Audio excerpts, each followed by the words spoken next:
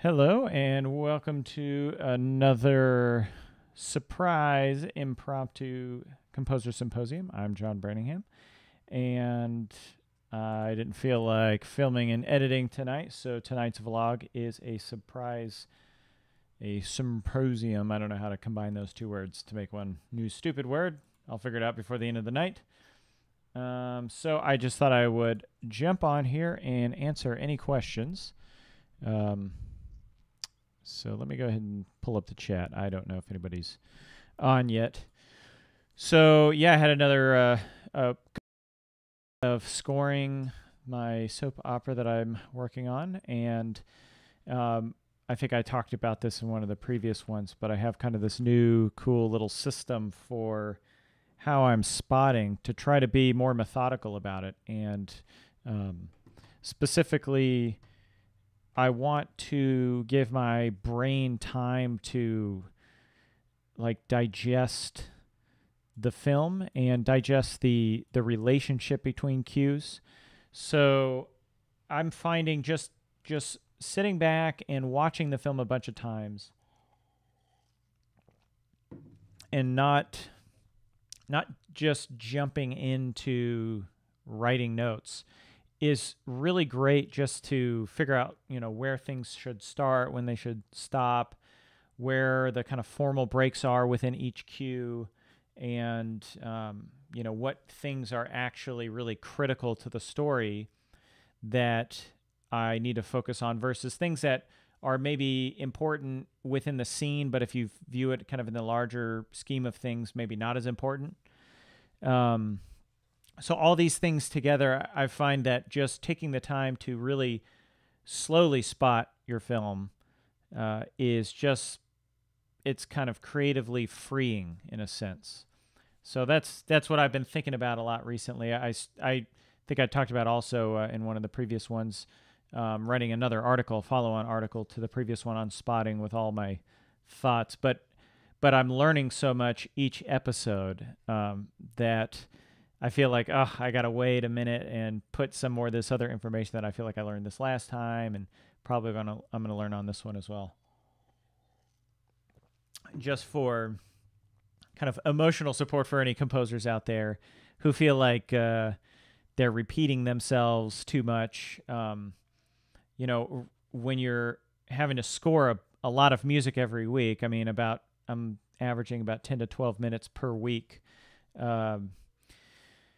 You get to the point where you're like, I don't know if I can come up with something brand new for this. And at that point, you have to realize it's okay to repeat yourself. And it's actually, in a lot of cases, better, I think, for the story to reach back to what you've already done and change it or mold it around that part of the story. So I know this is really film scoring centric, but I also know that a lot of people are interested in this stuff. But just the idea that, when you start to lay out these themes and ideas for individual characters and scenes and the storyline and everything, those can really be they can be realized in many different ways. They're just the seeds of those ideas. And what I'm finding is even on times when I felt like all I had was a texture and I didn't really have any identifiable melodies, once you start to hear it enough, you start to pick out, that actually is an identifiable thing of that theme, and maybe I need to accentuate that somewhere else. Like, I wrote in one thing, it was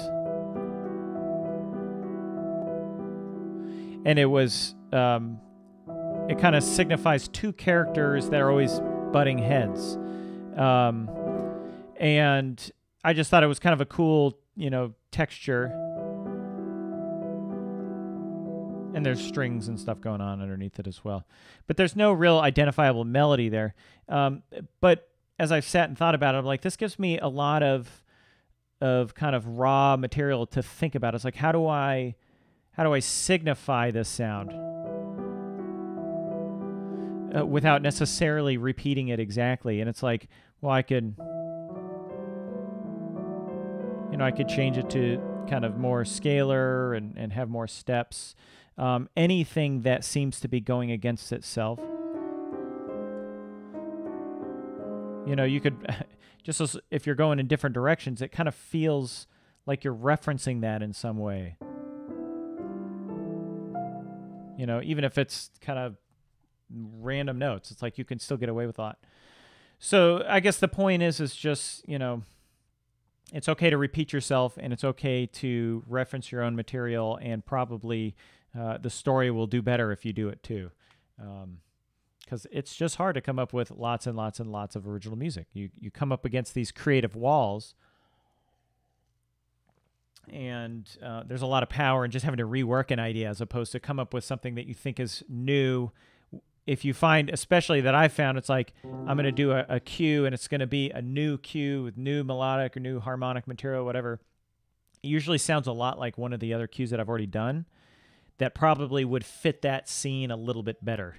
So, okay, enough of my monologue here. Let me go ahead and look at what questions are going on. And hello to everybody. I see all the hello messages.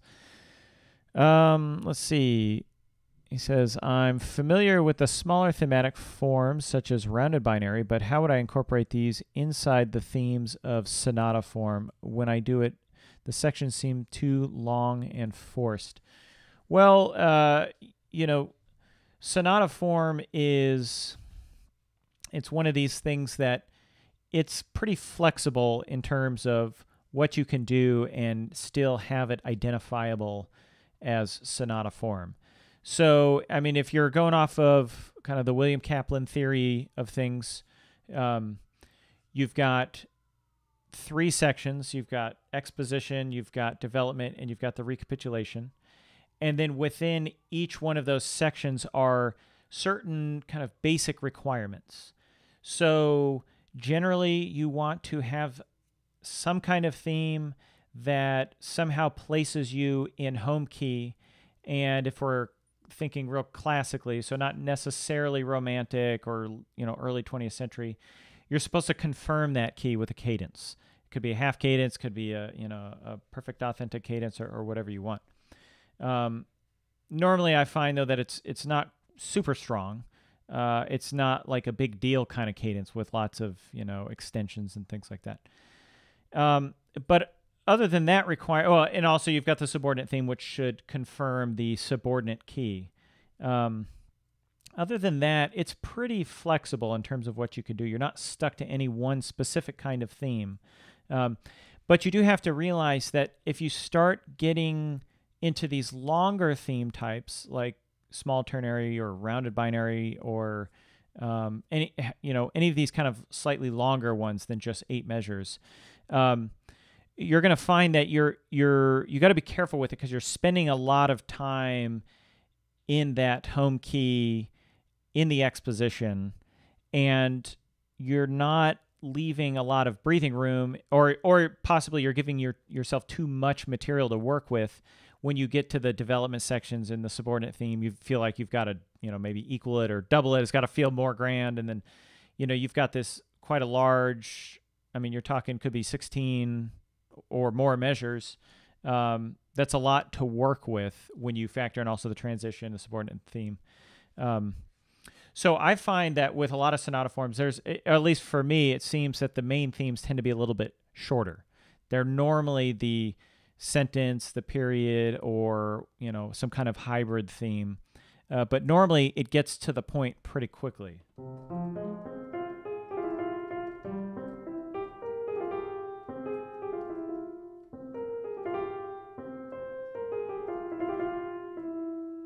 Right there. That's the main theme of Beethoven Piano Sonata No. 1, Movement 1. But one of the reasons why I love it is because it's just kind of this pure feeling version of sonata form. It's not the sonata form. It's not textbook in the sense of somebody dictated to Beethoven, this is the way it's going to be. He states things in about the most succinct way that he possibly could state them. So, but as a model for us as composers, to me it shows that there is a lot of potential, even with very little material, in the way he takes that and develops it and rips it apart and uses it to create the subordinate theme. So if you feel like you're forcing. It feels forced. It feels too long. It probably is. Not to beat around the bush, although I guess I already beat around the bush to get there. But you probably are forcing it, and it probably is too long. Maybe stick to something that is shorter, 8 measures, standard sentence or period or hybrid, like compound, basic idea plus continuation, like that kind of stuff. And get to the point quickly, and then stretch things out and use that as your raw material. There's just so many interesting things, about that Beethoven. After he gets to that half cadence, which, whatever it is, it's on C major, right? He immediately does the opening motive, but now in C minor, he does kind of a direct chromatic modulation.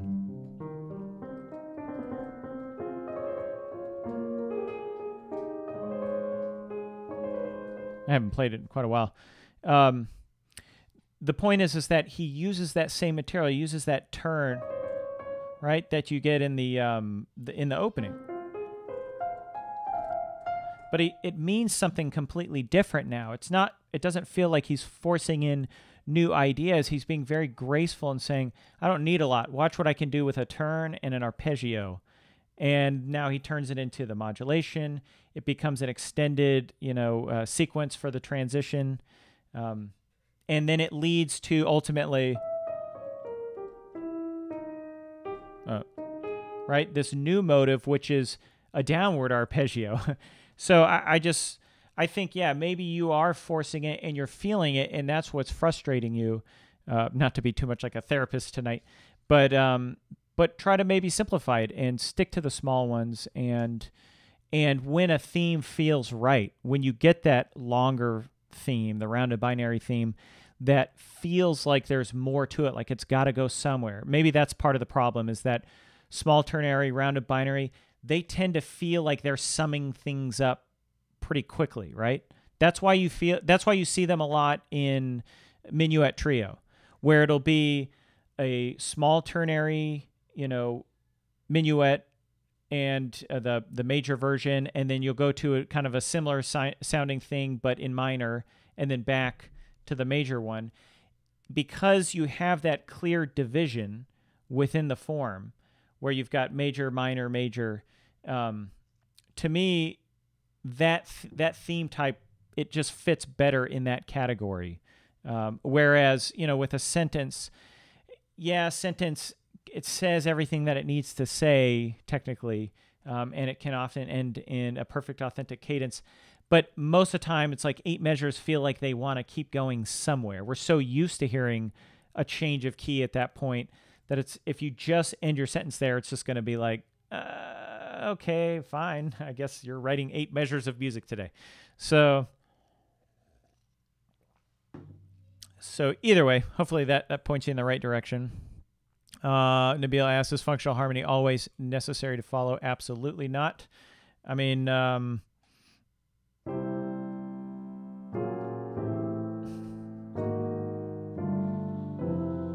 right? That sounded cool.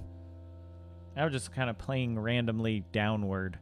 I didn't even know half of what I was playing. I was just playing things that kind of sounded cool.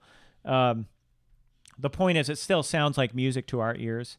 If you were in Mozart's time, you would be tempting fate if you went outside of functionality too often, or you really had to be like kind of winding those resolutions like 4 bars out and making it sound like you didn't know what you're doing, kind of like the Mozart dissonant quartet. Actually, I think Haydn once, I got to look this up. I don't know if this was true, but he said, I'm paraphrasing here, but it's something to the effect of, I don't understand it, but if Mozart did it, it must be okay. So that's the dissonant quartet. But no, you don't always have to stick to functional harmony. You can, I would say, what functional harmony does is it gives everything very good forward momentum. So if I'm playing, right, we kind of all feel where these are going to go.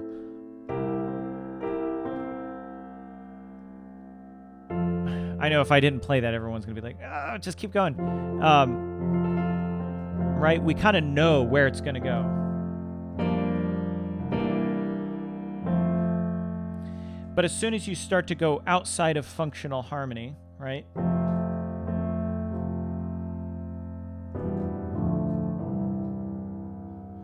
Well, that sounds fine, and it sounds like going to rest on that C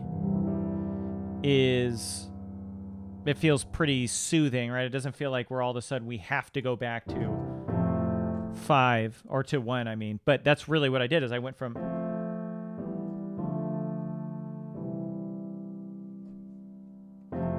right? And it's just because I was just doing things non-functionally. I was just going down by steps. You know, this kind of stuff.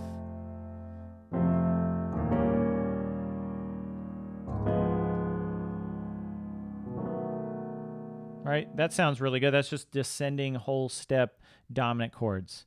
Not technically functional, but it sounds really great. You're going to hear that kind of stuff all over the place.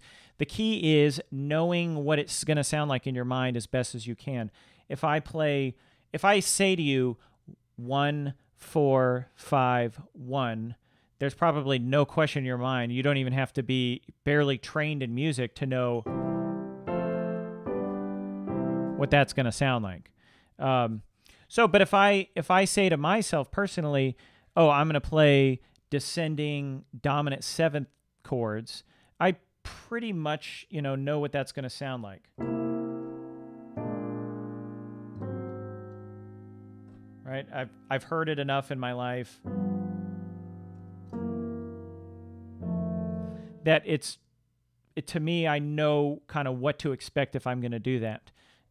But if I were to go from random cluster to random cluster, I can't necessarily tell you like what those exact things are going to sound like. I kind of know, right? But it's not as secure.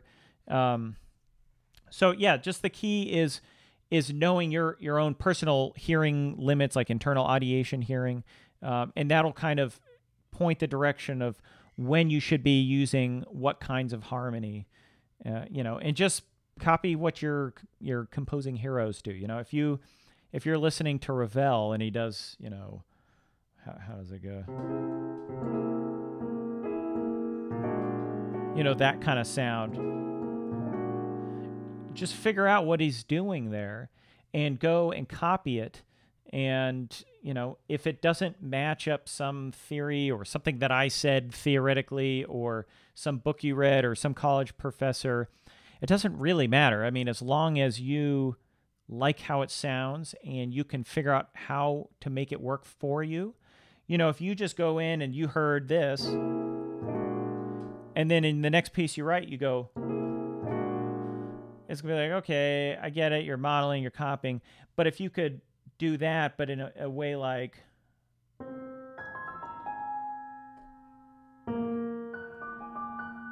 right? It's kind of the heart of the idea is there, but you're making it your own. So I know that kind of morphed into a couple ideas there, but there we go. Let's see. How do you write allow for breath when solo instruments play? Rest. Just give them rest. Just the best way to do this, you don't have to be a super whatever performer. Just when you're writing your lines, after you've written your line, go back through and go.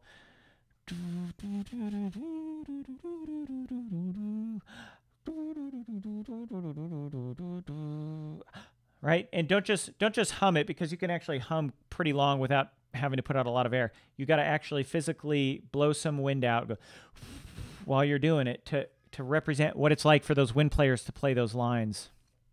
And when you do that, you'll find that, oh, actually, it's basically like singing. If I just kind of go, da, da, da, da, da, da, da, and sing at a normal volume, you're going to get the same, roughly the same amount of breath. So that's basically all you do. And I would write those rests in a musical way. Don't just be like, blah, blah, blah, blah, blah. Let's give them a half, whatever there. Actually sing it out and feel the line. There's a big difference between a half note, with another 8th note tied to it, or having a whole note with an 8th note over the bar. They mean very different things like performing wise and how you'll shape those notes. So really actually take the time to perform it when you sing it, and that's what I like to do. And often I'll grab my trumpet and I'll play other instruments' lines after I've written them, because I may have to transpose or something like that. But in general, I'll get to know, like, how does this feel to play? Is it fun? Is this, I played a lot in wind bands growing up and in college, and, big bands and things like that, playing trumpet. And there was always these pieces where you'd have a special moment, where it's like, I'm third trumpet and nobody cares about my part, but I know for a fact I am, 4 going down to 3, and I'm like the only one in the orchestra. And I can feel just the harmony and whatever with my instrument. And it just feels really cool. You feel like you're an important member of the band. And it absolutely has shaped the way I compose, because I look at this part and I'm like, am I giving them something to grab onto musically, or am I writing a bunch of whole notes for everybody to be like, because guarantee you're going to get a much better performance if the music is fun to play. Obviously, the disclaimer, sometimes you need to do things because you need to do them and the part's going to be boring, right? If you're your bass trombone and you only got that one low B flat or whatever, some score, I know it sometimes that happens, but chances are it doesn't have to be that way. And in fact, almost everything I've written, I've been able to give people good, interesting parts. And if I haven't, and I'm recording, I've actually got up to like, I'm sorry, your part is really boring. It just had to be. You were the sacrificial lamb or whatever for my piece. So either way, I know that was a little bit more than just adding breath marks, but it's just a passion of mine. I fall on the side of we're making music not to be great or not to be revered or whatever. We're making music to experience music with people, because that's why pretty much we do everything we do. And the people who will experience your music the most are the people playing it, not the people listening to it. It's going to be the guy who sits there and has to go over that poorly written, oboe line where he's got to come in pianissimo on a low C. He's like, he's trying his best not to mess it up. Those are the people that are going to experience your music the most beyond everybody else. So be thinking of them, That's one of the key things I've thought about recently with orchestration, or in the last 6 months or so, is that when you're scoring things or you're writing for orchestra, you really have to take different perspectives, right? And for me, the composer's perspective is really about kind of getting those ideas down, right? The form, the shape of the music, but once you start to get into orchestration, you're not really in that perspective anymore. And for me, it's about the listener first, right? What are they going to be hearing? How does this all come together? But immediately after that is the players. And how is this feasible? How is this actually playable? Not just, with a lot of practice, but if you make your music really playable. And you got to remember, something that is apparently hard on the piano doesn't necessarily have to be hard in orchestra, because you've got a lot of players to split things up. So you can turn seemingly difficult things into actually pretty easy things. And I think that's one of the keys to the great orchestrators, is that their music is not just absolutely difficult to play. It's actually fun to play and probably fun to conduct. And, that's half the battle there. If you can convince the people who have to do the music that your music is fun, they're going to say, hey, why don't we look to see if this person's done another thing? So, okay. I think that's going to be it for tonight. Let me try to lightning around all these questions. What do I think of James Horner's music? Love James Horner's music. It's very good. I'm still sad that he died. Let's see. Keyboard is a little quiet. Sorry. I'll forget how to turn that up next time. Somebody's saying A prime is small turning form. That's correct. Let's see. It doesn't look like a question. John M said, I'm on the spot. Composing is insane. Thank you. I think. Yes, composing is insane, but it is a lot of fun and very satisfying when you do it well. And I think everybody has the potential to do it well. It's not anything different from learning to draw or learning to paint. And I know all these people that say you can't teach somebody to compose. I think really what that's about is that you can't force somebody to compose, right? If that desire is not in them, then there's no way you can make that happen. But you don't have to teach anybody to really compose. You have to teach them the craft. You have to teach them the technical skills, right? But we are all born with this ability to just randomly come up with things, right? And we do it in all sorts of ways. We do it, with art and music, and we do it with, doing the dishes. And we're like, how do I load this thing? And you're like, I'm really impressed that I got that extra plate in there when I didn't even think there was room for one more fork. That's the same thing going on in your brain as it is with music. It's just that we're much more fluent in how our body works, or writing, writing in your mother tongue, in English for me. Those things we're just a lot more fluent at. And music is something that it's easy to experience. We're very fluent in experiencing it, but we're not very fluent in creating it. And I think it's because we just don't take the time to try to create it enough. Even as little kids, we should just be singing and humming and whistling and doing whatever. So yes, everybody can learn to compose, and you just got to put in the time. And it's work. There's no doubt about it. And sometimes when I sit down, I just feel like nothing's coming out. And those are the days you just have to keep on going and live to compose another day. So maybe that'll be the motto for the show. Keep composing. And no, how am I going to end this? I need help here, people. Help me get this into a finely crafted signing off line. Something, and live to compose another day. I think that's a challenge. So, okay, well, there we go. That's it for tonight, and I will talk to everybody tomorrow.